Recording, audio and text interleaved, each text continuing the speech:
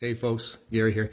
Hey, we've been reading John chapter 3. And in John chapter 3, we've been reading about the conversation that Jesus is having with Nicodemus. And it's been really good.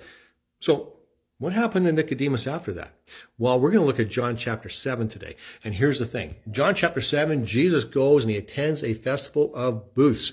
And while he's there, people kind of recognize him. So he starts teaching. And where the teaching is here, Jesus' teaching is way up here because he's the Son of God and he's blowing them away with the things he's saying.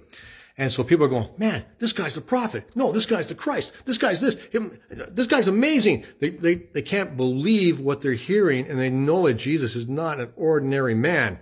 But some are saying they want him arrested. And part of that is the Pharisees and the Sanhedrin because they are bent because of Jesus. And so they send their officers to arrest Jesus, but it doesn't turn out the way they want it to. And in verse 45, we pick up the story in verse 45, and it says this. The officers then came to the chief priests and the Pharisees, who said to them, "Why did you not bring him?" And the officers answered, "No one ever spoke like this man. You don't know what you're talking about. He's like no one's ever spoke like him." The Pharisees answered them, "Have you also been deceived? Have any of the authorities or the Pharisees believed in him?" In other words, you got to be like us, man. What's the matter with you? And then they continue on. But this crowd that does not know the law is accursed. In other words, they start insulting the character of anyone who believes in Jesus. Boy, we've seen a lot of that, haven't we? And that's really a shame when someone actually comes across and says, man, this is really gold. What do? Well, instead of listening to what they have to say, you insult their character. You talk down to them, say, you're not educated. You don't know what I know, and all that kind of just crap. And unfortunately, that happens in the church nowadays too. But here's what happens. What I love about this, actually, they say, hey, have we believed this? You should be like us, the Pharisees, right? And the Sadducees. Well, what about Nicodemus? He's a Pharisee. He's part of the Sanhedrin. Well, let's look at verse 50 here.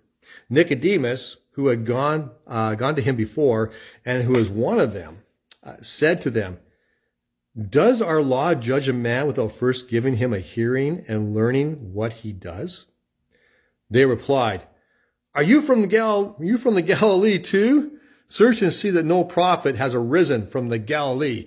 In other words, they start to attack the character of Nicodemus, one of their own, one of the smartest guys in the room, and they start attacking his character too. This thing about being from the Galilee was an insult because that's where the Gentiles come from. Are you from there? No prophets even come from there. Well, except for Jonah came from the Galilee, and more than likely Elijah did as well. But that doesn't stop them. Don't let facts get in the way. And so they start attacking his character too. What's the message for us? The message is simply this. When God's moving, read Scripture. Make sure it's God doing it. And they should have done that because everything Jesus was doing was backed by Scripture. Read Scripture and make sure it's God. But don't attack the character of other people. Man, God's not glorified by that by any way. Instead, seek what God's doing. Seek his will. Seek his desires. Seek understanding from him. These guys really missed it. They could have been so blessed by Jesus. Instead, they missed it because of their preconceived ideas.